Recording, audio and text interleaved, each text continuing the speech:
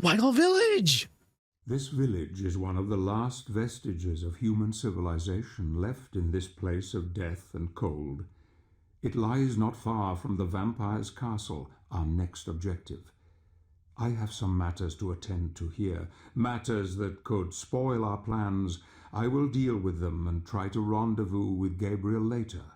He has not slept in days, not since the girl. The pain is etched on his face still, but in his soul only hatred drives him. We will not speak of it. He must not know I have seen everything, that I have followed him this far. Got a creeper on my tail. Oh, and fun fact, if that guy sounds like Patrick Stewart, it's because it is Patrick Stewart. Yeah, actually. He's the voice of that... I don't even remember his name. That guy we ran into while we're fighting the icy giant.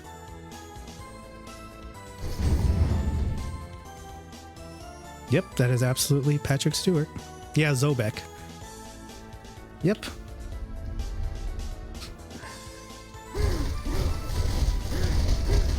Yeah, a little fun fact.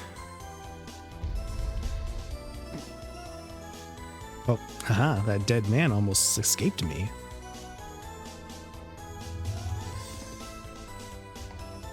Reinforcements sent by the Brotherhood should arrive soon, but even then, I fear there won't be enough of us to hold against these terrible creatures.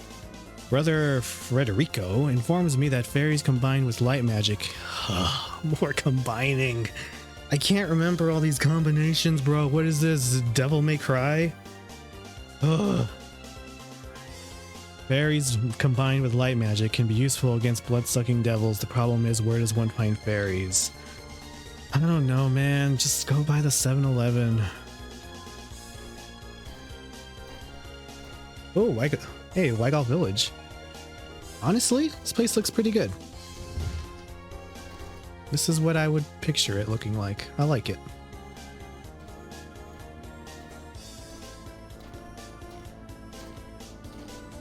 Gabriel's voiced by Rumpelstiltskin from Once Upon a Time?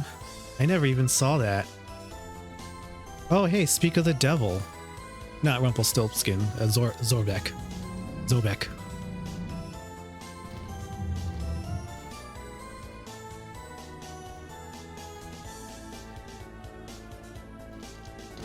Ready to hear some more Patrick? You are still among the living, my friend. The Lycan Lord has been defeated. I have his power. What happened here? I congratulate you on your victory. But these fellows were not so fortunate. Word has spread of our quest. The vampire clan have slaughtered this entire village, and now they are expecting us. Okay. I am told the abbot possesses an ancient relic that harnesses the power of the sun. It is said to be capable of burning vampires and reducing them to ashes. That relic protects the abbey and all who take refuge there. But the abbot has barricaded himself inside and filled the building with deadly traps to deter visitors. After years of isolation, some say he has been driven quite mad. He resides up there, in the tallest of the towers. If we could persuade him to give the relic to us, it would give us a tremendous advantage over the vampires. But it won't be easy. Mad or not, damn him for not protecting his people.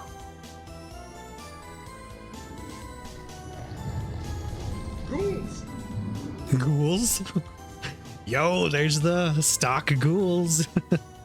I love it. Oh, hungry. How was the show, by the way? Ghouls! Don't you dare! Yeah, you already said ghouls. In case I forgot, I understand. I will destroy you all! I go accidentally using that move, but even then not successfully doing it. They will return if we don't block the hole. Oh, you mean this whole thing right here? Shoot, you're gonna make me try to remember how to do it, huh? Yeah, okay, hold on.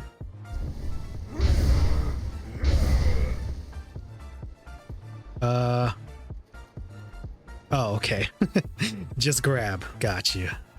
Hey, Zobek. We can only knock down the statue if we do it together. I'm coming. No. Holy beasts.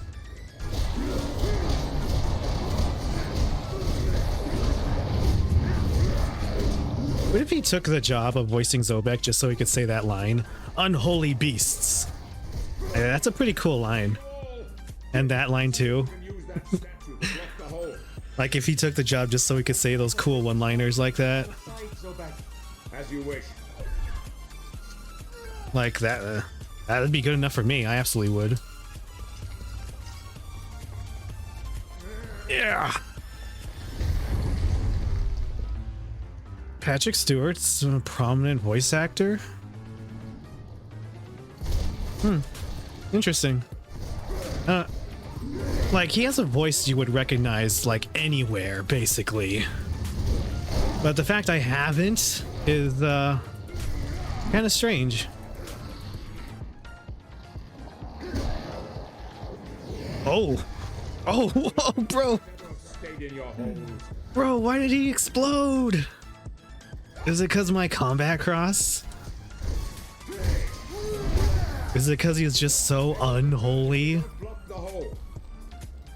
Is it because he was so unholy that I freaking exploded him? Gabriel, if that statue were closer to the hole, we could cover it as we did before. Okay, my friend. Hold up. I gotta remember how to do this. There we go. Help me, Zobek. We can only knock down the statue if we do it together. Hold on, I'm coming. Okay, hold on to that thought.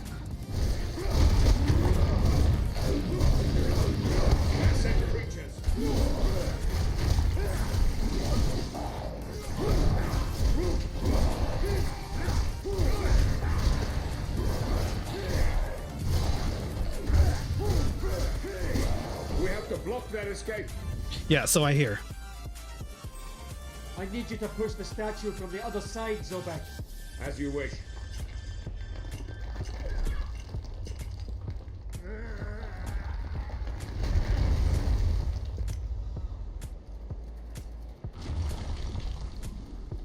Yeah, I mean,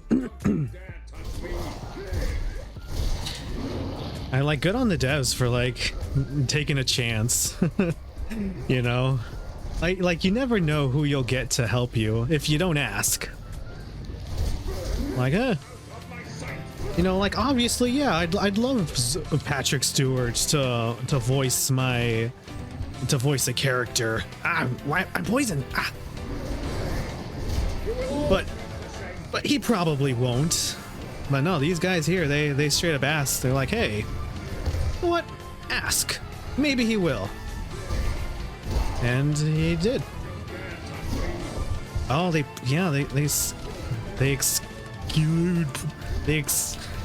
expel poison. Where are they coming from? Did I not block off all the holes? Oh. Gabriel, if that statue Yeah. I get it. I just gotta get over it. I gotta get over it. But first, let me take a selfie.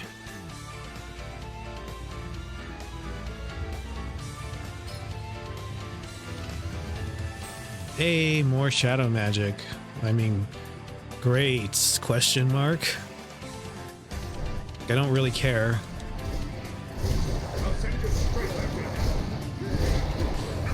Well, I mean, I might as well use it. These guys are getting a little annoying.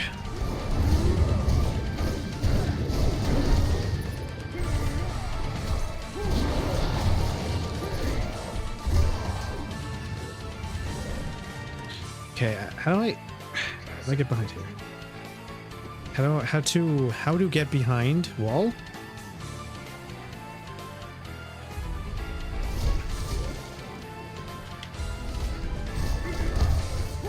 Maybe you can tear down this wall. All right, hold on. There.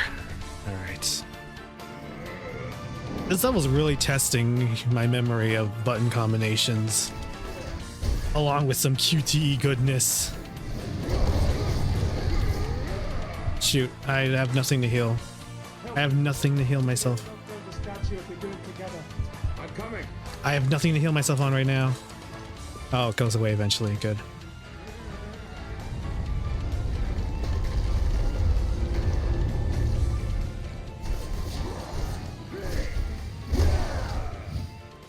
I'll take a 5 health. We did it, Zobek. Zobek.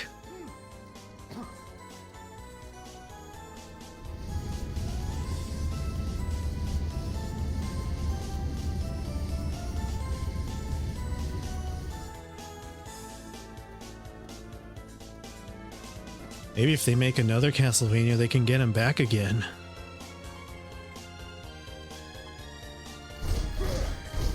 Why do I need to smash through this door? My God, it's just squeeze through. All right.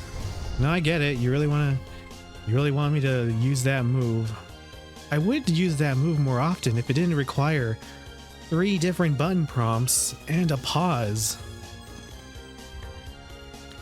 You're supposed to meet here to prepare for an assault on the castle. I have not seen anyone yet, so I will rest in the mausoleum for the night. It's not safe here. Ghouls and vampires prowl the night for wayward souls, and I don't intend to be caught out in the open. The ghouls especially pose a serious problem as their vomit is highly poisonous, and I'm low on light magic, which is the only thing that can dispel it. Wow, thank you for telling me that after the fight. Appreciate it. Alright.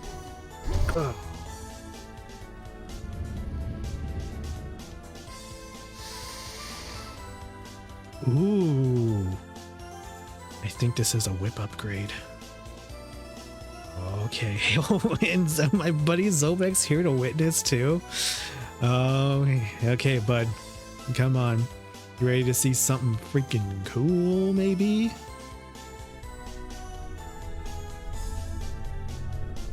My cross will probably turn into a stick. Well, you know, more so than it already is.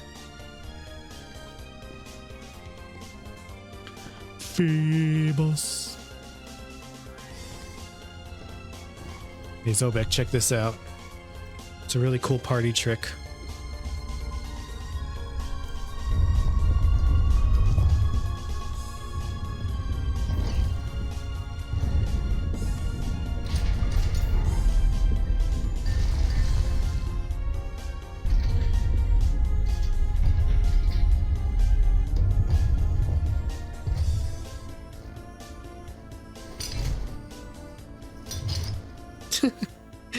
Wow, that's it, huh? A slightly longer tip.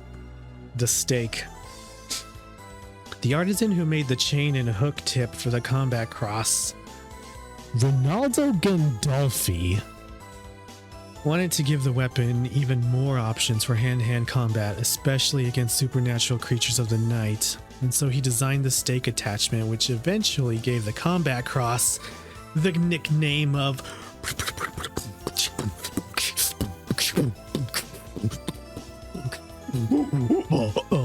Vampire Killer.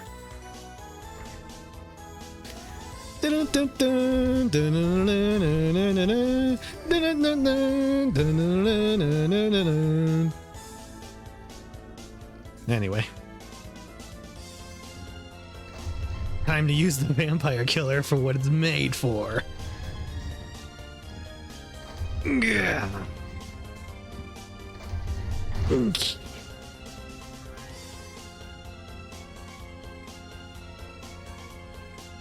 Excuse me, friend.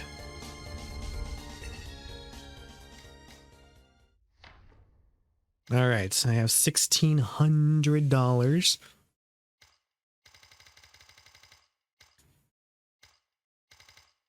What's this again?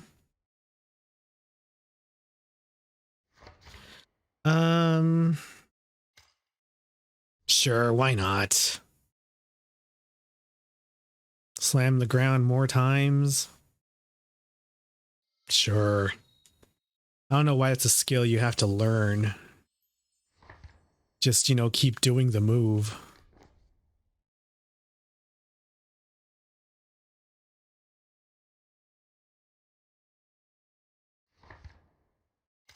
Like, what enemy are you gonna be able to pull that full move off of on?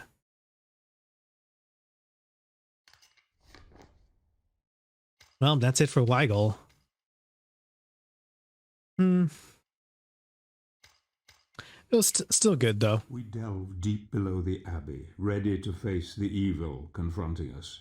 The abbot, Vincent Dorin, was once a good and kindly man who helped the people of Wygol. But now he has become a devious coward who has holed himself up in the abbey and rigged it with traps of cunning.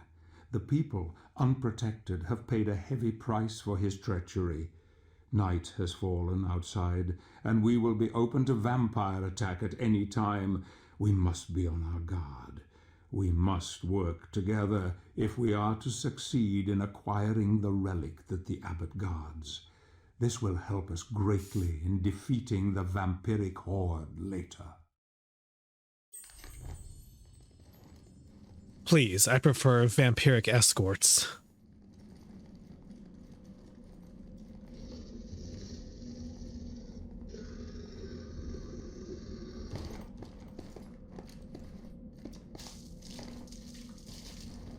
Ew.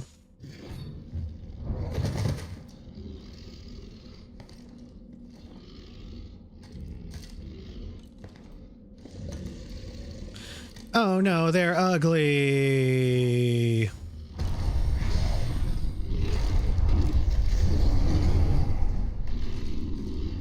Vampires! Careful, Gabriel. This is not going to be so easy. The men you once were are long gone. Gabriel, you can't just say that to people. I mean, Zobek.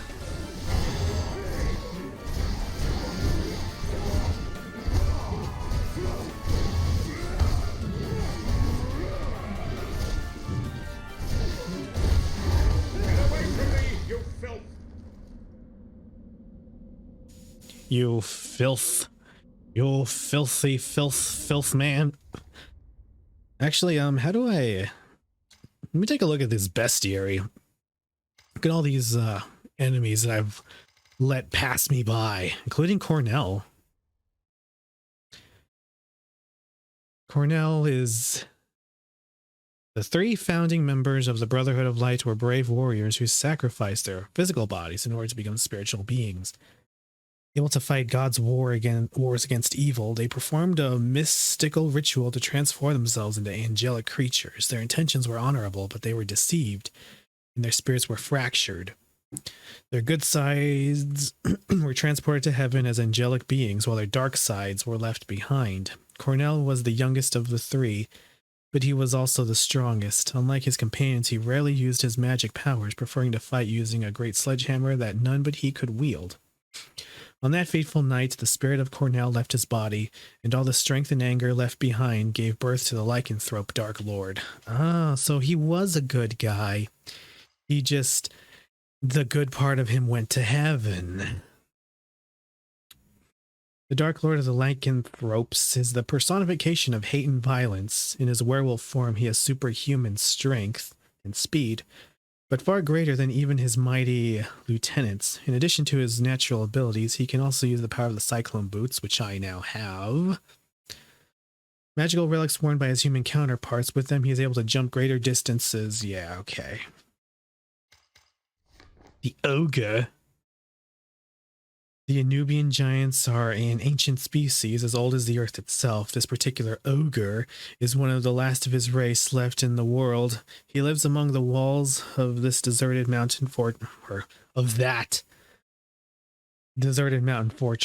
waiting for misguided travelers to stumble in so that he can grind their bones to make his bread. However, this particular ogre hasn't had much man flesh for quite some time, having to settle for the odd cave troll.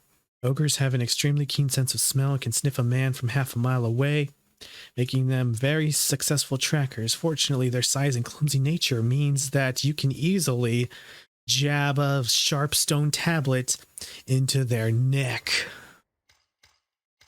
Swordmaster. Well, these guys were kind of cool, even if they were pretty difficult. Yeah, difficulty high. The spirit of a brave fighter never dies. The spirit of a brave fighter never dies, according to a popular saying, and in some places filled with foul magic energy. The swords of slain warriors don't leave the material plane and remain trapped. Their sole mission to torment living beings. Oh, that's nice. These restless souls usually cover themselves in ragged clothes. Maybe as a remnant of their living past, apart from their fighting skills, they have lost all vestiges of humanity. Crow Witch Malphus. This was a cool fight. It is said that this monster was once a beautiful woman, a witch who inhabited the mountains that surround the fortress. She was treated with respect and admiration, with many people traveling from distant regions for her sage advice. During this time, she fell in love with a prince who lived in the keep. Besotted with him, she used her powers to concoct potions of love and enchantment so that she could have him for herself. Alas, another witch entrapped him, and he met a most gruesome end. Mad with grief, Malphus threw herself from the top of the tower and landed on the rocks below. Oh, dang. Just like how Malphus died. Just how I killed her. Incredibly, she survived the fall, though her body was horribly broken. The crows fed on her and she on them, and over many centuries her powers grew until she transformed into the twisted, bird-like creature she is now.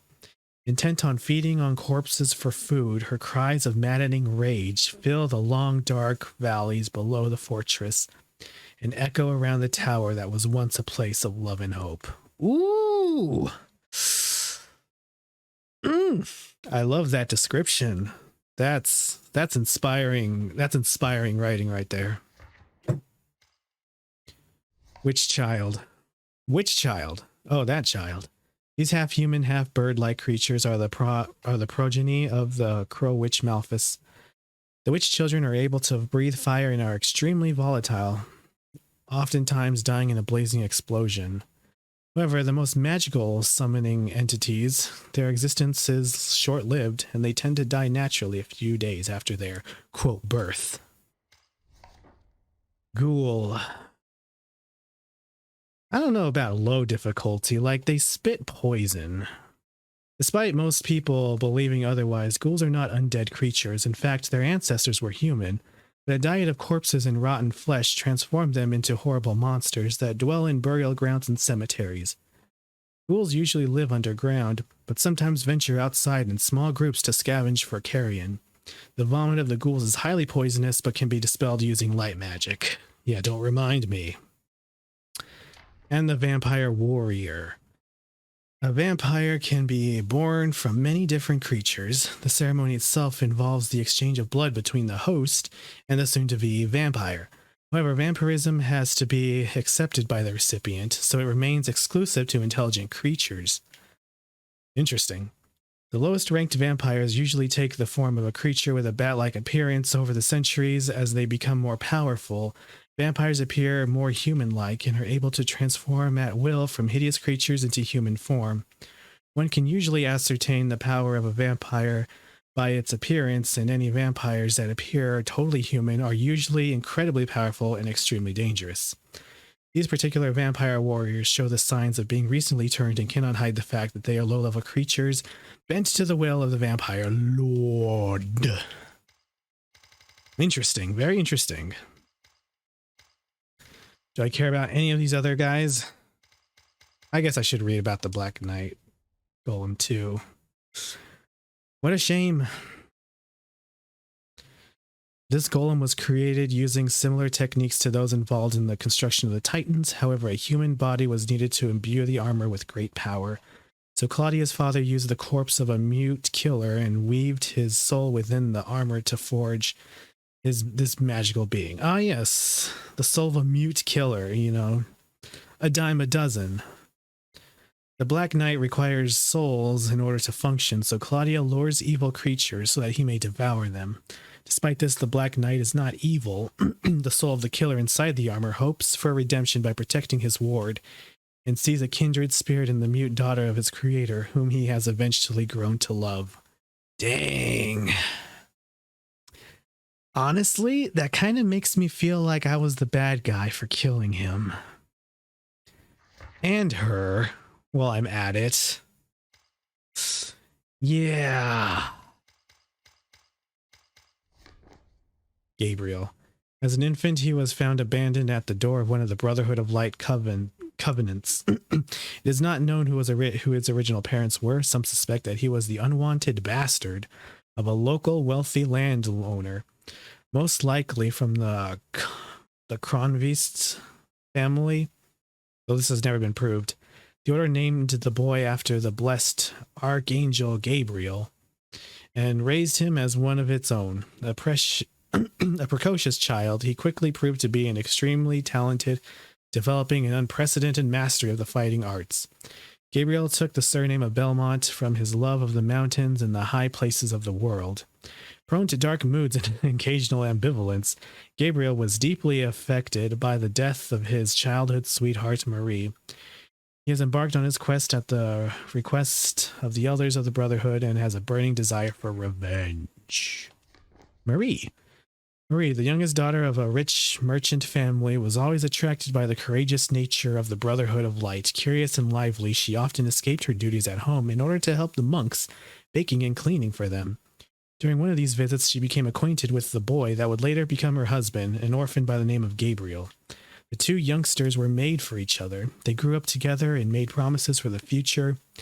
These promises were kept when one idyllic morning,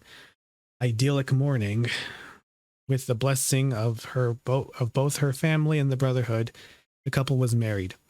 Marie provided a good counterpoint to Gabriel's dark moods, and often just her laughter was enough to blow away the gathering storm within him. Now Marie has been tragically murdered, and Gabriel seeks revenge. Bread. Classic folk tales tell of a mystical spirit that inhabits untamed woodlands, protecting them from harm. Legends tell of a different forms to this spirit, often an eagle, a deer, a boar, or even a horse, as well as many others. Some portray Bread as an evil satyr, while others tell a story of a benevolent and powerful demigod, servant of Mother Nature herself. But mankind in its arrogance pollutes and destroys the world, and the old spirits depart, and soon Bread must choose his own fate. Dang, bro. Zobek. In the chronicles of if the chronicles of the Brotherhood are to be believed, Zobek is one of their longest-serving warriors, and the list of heroic deeds attributed to him as impressive as the vast knowledge of the art of war. Despite his age, he can deploy many mighty fighting skills. His weapon of choice is a simple longsword, which he handles with great skill. Usually he likes to wear the old-fashioned uniform of the Brotherhood of Light that, according to him, was inherited from one of the ancestors, one of the founding members of the Order. And Claudia. Yeah. Claudia is a mute orphan girl who lives in the ruins of Agaria, the destroyed capital of a once great civilization. The race that created the city lived very long lives, often over many centuries, and Claudia shares this trait. Having endured innumerable years in the dust and decay, she has developed telepathic powers by communicating with her loyal guardian, the Black Knight. This is an ancient form of communication favored by her ancestors. The strong bond that she has developed with her armor protector has saved them both on many occasions. Claudia is brave and carefree, unafraid to confront danger, yet deep within is a sadness that will never leave her, the loss of her beloved father. Well, they're there. Now she's joined him in heaven, along with her guardian. Once again, at the hands of me.